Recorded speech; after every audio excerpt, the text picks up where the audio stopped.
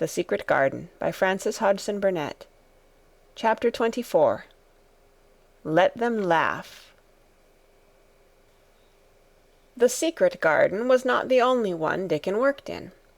Round the cottage on the moor there was a piece of ground enclosed by a low wall of rough stones.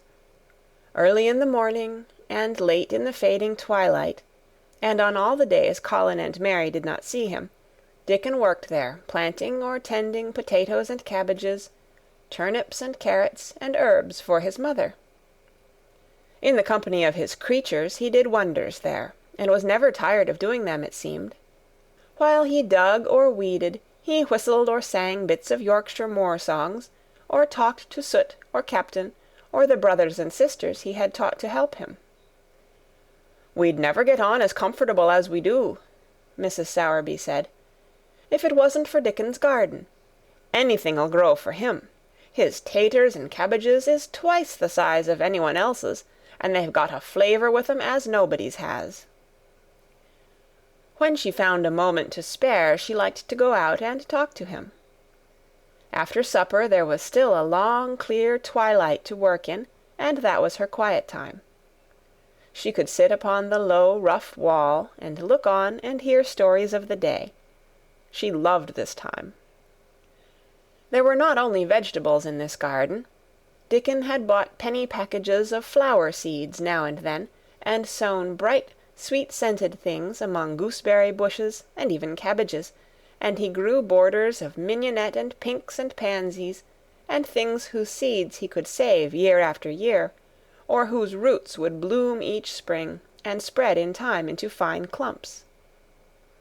The low wall was one of the prettiest things in Yorkshire, because he had tucked moorland foxglove and ferns and rock cress and hedgerow flowers into every crevice, until only here and there glimpses of the stones were to be seen. "All a chap's got to do to make 'em thrive, mother," he would say, "is to be friends with 'em for sure. They're just like the creatures. If they're thirsty, give 'em drink, and if they're hungry, give 'em a bit of food. They want to live same as we do. If they died, I should feel as if I'd been a bad lad, and somehow treated them heartless." It was in these twilight hours that Mrs. Sowerby heard of all that happened at Misselthwaite Manor. At first she was only told that Mr. Colin had taken a fancy to going out into the grounds with Miss Mary, and that it was doing him good. But it was not long before it was agreed between the two children that Dickon's mother might come into the secret. Somehow it was not doubted that she was safe for sure.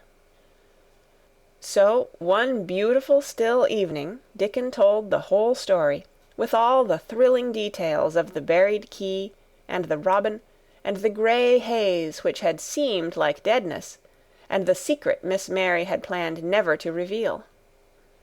The coming of Dickon, and how it had been told to him, the doubt of Mr. Colin, and the final drama of his introduction to the hidden domain, combined with the incident of Ben Weatherstaff's angry face peering over the wall, and Mr. Colin's sudden, indignant strength, made Mrs. Sowerby's nice-looking face quite change colour several times.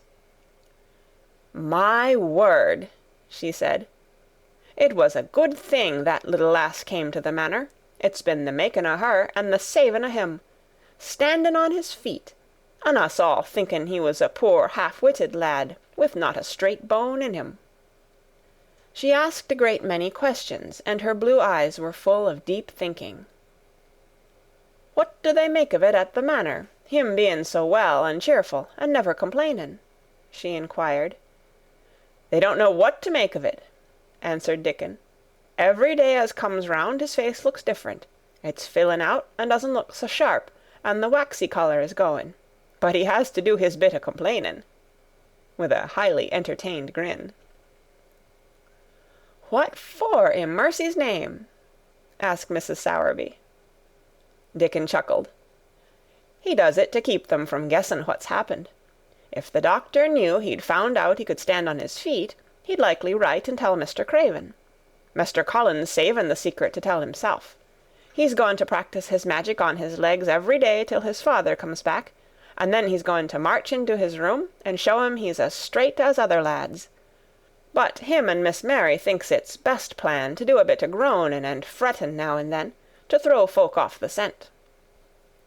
Mrs. Sowerby was laughing a low, comfortable laugh long before he had finished his last sentence. "Eh," she said, "that pair's enjoying theirselves, I'll warrant. They'll get a good bit o' acting out of it, and there's nothing children likes as much as play-acting. Let's hear what they do, Dickon lad." Dickon stopped weeding and sat up on his heels to tell her. His eyes were twinkling with fun. "Mr. Colin is carried down to his chair every time he goes out," he explained, "and he flies out at John, the footman, for not carrying him careful enough. He makes himself as helpless looking as he can, and never lifts his head until we're out o' sight of the house. And he grunts and frets a good bit when he's being settled into his chair. Him and Miss Mary's both got to enjoying it, and when he groans and complains, she'll say, 'Poor Colin, does it hurt you so much? Are you so weak as that, poor Colin?' But the trouble is that sometimes they can scarce keep from bursting out laughing. When we get safe into the garden, they laugh till they've no breath left to laugh with, and they have to stuff their faces into Mester Colin's cushions to keep the gardeners from hearing, if any of 'em's about." "The more they laugh, the better for 'em," said Mrs. Sowerby, still laughing herself. "Good, healthy child laughing's better than pills any day o' the year. That pair'll plump up for sure." "They are plumping up," said Dickon. "They're that hungry they don't know how to get enough to eat without making talk. Mester Colin says if he keeps sending for more food, they won't believe he's an invalid at all. Miss Mary says she'll let him eat her share, but he says that if she goes hungry she'll get thin, and they mun both get fat at once." Mrs. Sowerby laughed so heartily at the revelation of this difficulty that she quite rocked backward and forward in her blue cloak, and Dickon laughed with her. "I'll tell thee what, lad," Mrs. Sowerby said, when she could speak. "I've thought of a way to help 'em. When thou goes to 'em in the mornings, thou shalt take a pail o' good new milk, and I'll bake 'em a crusty cottage loaf, or some buns wi' currants in 'em, same as you children like. Nothing so good as fresh milk and bread. Then they could take the edge off o' their hunger while they were in their garden, and the fine food they get indoors 'ud polish off the corners." "Eh, mother," said Dickon admiringly, "what a wonder thou art! Thou always sees a way out o' things. They was quite in a pother yesterday. They didn't see how they was to manage without ordering up more food. They felt that empty inside." "They're two young uns growing fast, and health's coming back to both of 'em. Children like that feels like young wolves, and food's flesh and blood to 'em," said Mrs. Sowerby. Then she smiled Dickon's own curving smile. "Eh, but they're enjoying theirselves for sure," she said. She was quite right, the comfortable, wonderful mother creature, and she had never been more so than when she said their play-actin' would be their joy. Colin and Mary found it one of their most thrilling sources of entertainment. The idea of protecting themselves from suspicion had been unconsciously suggested to them first by the puzzled nurse, and then by Dr. Craven himself. "Your appetite is improving very much, Master Colin," the nurse had said one day. "You used to eat nothing, and so many things disagreed with you." "Nothing disagrees with me now," replied Colin, and then, seeing the nurse looking at him curiously, he suddenly remembered that perhaps he ought not to appear too well just yet. "At least, things don't so often disagree with me. It's the fresh air." "Perhaps it is," said the nurse, still looking at him with a mystified expression. "But I must talk to Dr. Craven about it." "How she stared at you," said Mary, when she went away, "as if she thought there must be something to find out." "I won't have her finding out things," said Colin. "No one must begin to find out yet." When Dr. Craven came that morning, he seemed puzzled also. He asked a number of questions, to Colin's great annoyance. "You stay out in the garden a great deal," he suggested. "Where do you go?" Colin put on his favourite air of dignified indifference to opinion. "I will not let anyone know where I go," he answered.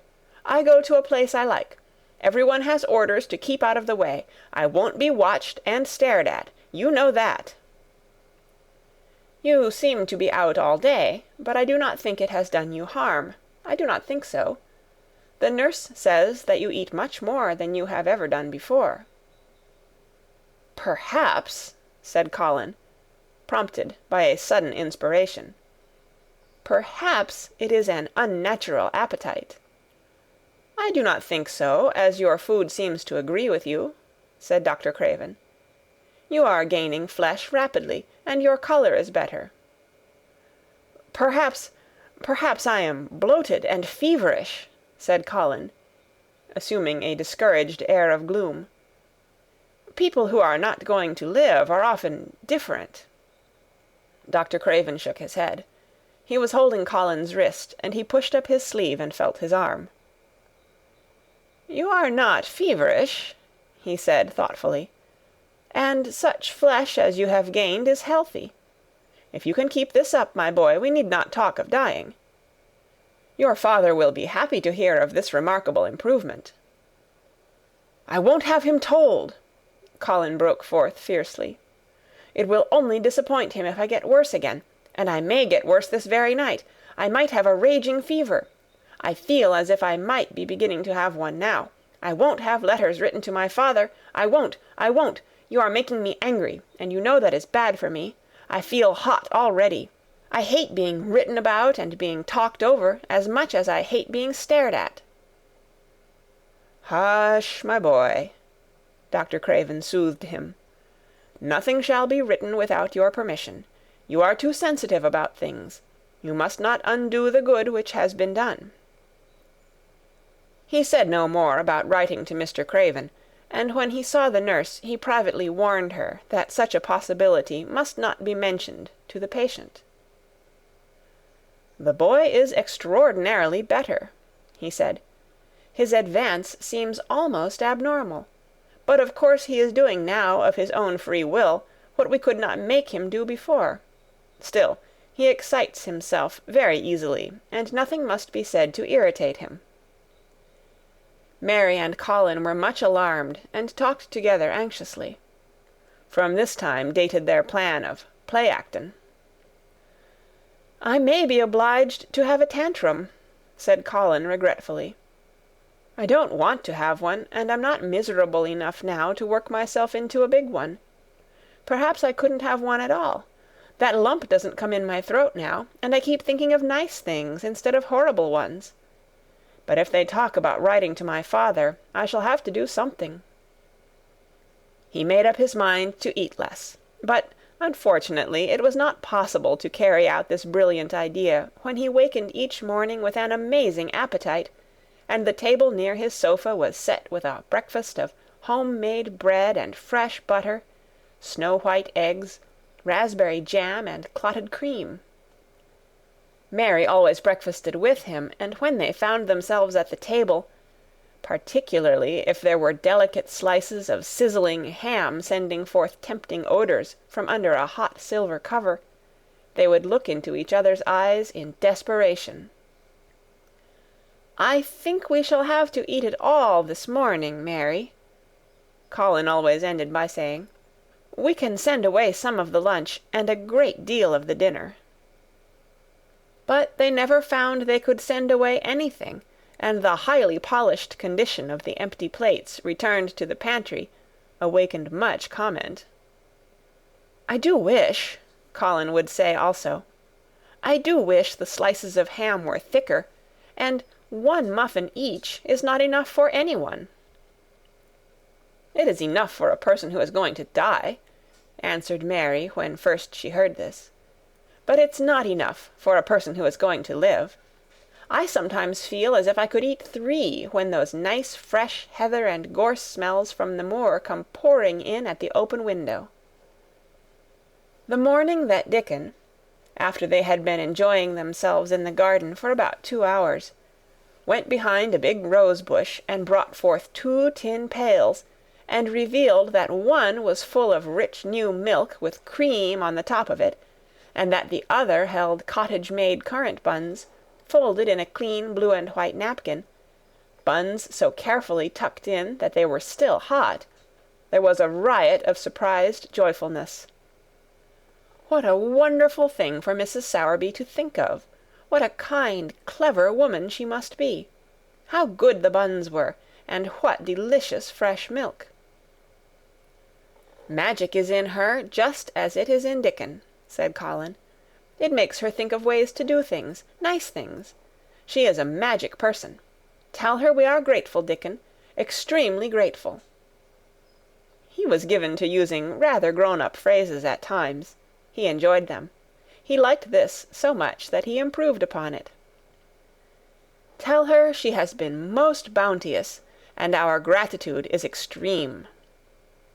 And then, forgetting his grandeur, he fell to and stuffed himself with buns, and drank milk out of the pail in copious draughts, in the manner of any hungry little boy who had been taking unusual exercise and breathing in moorland air, and whose breakfast was more than 2 hours behind him. This was the beginning of many agreeable incidents of the same kind. They actually awoke to the fact that, as Mrs. Sowerby had 14 people to provide food for, she might not have enough to satisfy 2 extra appetites every day. So they asked her to let them send some of their shillings to buy things. Dickon made the stimulating discovery that in the wood in the park outside the garden where Mary had first found him piping to the wild creatures, there was a deep little hollow where you could build a sort of tiny oven with stones, and roast potatoes and eggs in it. Roasted eggs were a previously unknown luxury, and very hot potatoes with salt and fresh butter in them were fit for a woodland king, besides being deliciously satisfying. You could buy both potatoes and eggs, and eat as many as you liked, without feeling as if you were taking food out of the mouths of 14 people. Every beautiful morning the magic was worked by the mystic circle under the plum-tree which provided a canopy of thickening green leaves after its brief blossom-time was ended. After the ceremony, Colin always took his walking exercise, and throughout the day he exercised his newly found power at intervals. Each day he grew stronger and could walk more steadily and cover more ground. And each day his belief in the magic grew stronger, as well it might. He tried one experiment after another, as he felt himself gaining strength, and it was Dickon who showed him the best things of all. "Yesterday," he said one morning, after an absence, "I went to Thwaite for mother, and near the Blue Cow Inn I seed Bob Hayworth. He's the strongest chap on the moor. He's the champion wrestler, and he can jump higher than any other chap, and throw the hammer farther. He's gone all the way to Scotland for the sports, some years. He's knowed me ever since I was a little un, and he's a friendly sort, and I asked him some questions. The gentry calls him a athlete, and I thought o' thee, Mester Colin, and I says, 'How did the make the muscles stick out that way, Bob? Did they do anything extra to make thyself so strong?' And he says, 'Well, yes, lad, I did. A strong man in a show that came to Thwaite once showed me how to exercise my arms and legs and every muscle in my body.' And I says, 'Could a delicate chap make himself stronger with 'em, Bob?' And he laughed and says, 'Art tha the delicate chap?' And I says, 'No, but I knows a young gentleman that's getting well of a long illness, and I wish I knowed some of them tricks to tell him about.' I didn't say no names, and he didn't ask none. He's friendly, same as I said, and he stood up and showed me good-natured like, and I imitated what he did till I knowed it by heart." Colin had been listening excitedly. "Can you show me?" he cried. "Will you?" "Aye, to be sure," Dickon answered, getting up. "But he says thou mun do 'em gentle at first, and be careful not to tire thysel. Rest in between times, and take deep breaths, and don't overdo." "I'll be careful," said Colin. Show me, show me! Dickon, you are the most magic boy in the world." Dickon stood up on the grass and slowly went through a carefully practical but simple series of muscle exercises. Colin watched them with widening eyes. He could do a few while he was sitting down. Presently he did a few gently while he stood upon his already steadied feet. Mary began to do them also. Soot, who was watching the performance, became much disturbed, and left his branch and hopped about restlessly, because he could not do them too. From that time the exercises were part of the day's duties as much as the magic was. It became possible for both Colin and Mary to do more of them each time they tried, and such appetites were the results that, but for the basket Dickon put down behind the bush each morning, when he arrived, they would have been lost. But the little oven in the hollow, and Mrs. Sowerby's bounties were so satisfying that Mrs. Medlock and the nurse and Dr. Craven became mystified again. You can trifle with your breakfast, and seem to disdain your dinner, if you are full to the brim with roasted eggs and potatoes, and richly frothed new milk, and oatcakes and buns, and heather honey and clotted cream. "They are eating next to nothing," said the nurse. "They'll die of starvation if they can't be persuaded to take some nourishment. And yet see how they look." "Look!" exclaimed Mrs. Medlock indignantly. I'm moithered to death with them. They're a pair of young Satans, bursting their jackets one day, and the next turning up their noses at the best meals cook can tempt them with. Not a mouthful of that lovely young fowl and bread sauce did they set a fork into yesterday, and the poor woman fair invented a pudding for them, and back it sent. She almost cried. She's afraid she'll be blamed if they starve themselves into their graves." Dr. Craven came and looked at Colin long and carefully. He wore an extremely worried expression when the nurse talked with him, and showed him the almost untouched tray of breakfast she had saved for him to look at, but it was even more worried when he sat down by Colin's sofa and examined him. He had been called to London on business, and had not seen the boy for nearly 2 weeks. When young things begin to gain health, they gain it rapidly. The waxen tinge had left Colin's skin, and a warm rose showed through it. His beautiful eyes were clear, and the hollows under them and in his cheeks and temples had filled out. His once dark, heavy locks had begun to look as if they sprang healthily from his forehead, and were soft and warm with life. His lips were fuller and of a normal color.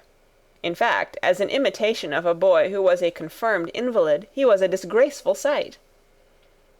Dr. Craven held his chin in his hand and thought him over. "I am sorry to hear that you do not eat anything," he said. "That will not do. You will lose all you have gained, and you have gained amazingly. You ate so well a short time ago." "I told you it was an unnatural appetite," answered Colin. Mary was sitting on her stool near by, and she suddenly made a very queer sound, which she tried so violently to repress that she ended by almost choking. "What is the matter?" said Dr. Craven, turning to look at her. Mary became quite severe in her manner. "It was something between a sneeze and a cough," she replied with reproachful dignity. "And it got into my throat. But," she said afterward to Colin, "I couldn't stop myself. It just burst out because all at once I couldn't help remembering that last big potato you ate, and the way your mouth stretched when you bit through that thick, lovely crust with jam and clotted cream on it." "Is there any way in which those children can get food secretly?" Dr. Craven inquired of Mrs. Medlock. "There's no way unless they dig it out of the earth or pick it off the trees," Mrs. Medlock answered. "They stay out in the grounds all day and see no one but each other, and if they want anything different to eat from what's sent up to them, they need only ask for it." "Well," said Dr. Craven, "so long as going without food agrees with them, we need not disturb ourselves. The boy is a new creature." "So is the girl," said Mrs. Medlock. "She's begun to be downright pretty since she's filled out and lost her ugly little sour look. Her hair's grown thick and healthy looking, and she's got a bright colour. The glummest, ill-natured little thing she used to be, and now her and Master Colin laugh together like a pair of crazy young ones. Perhaps they're growing fat on that." "Perhaps they are," said Dr. Craven. "Let them laugh." End of Chapter 24. Read by Kara Schallenberg on February 18th, 2006, in Oceanside, California.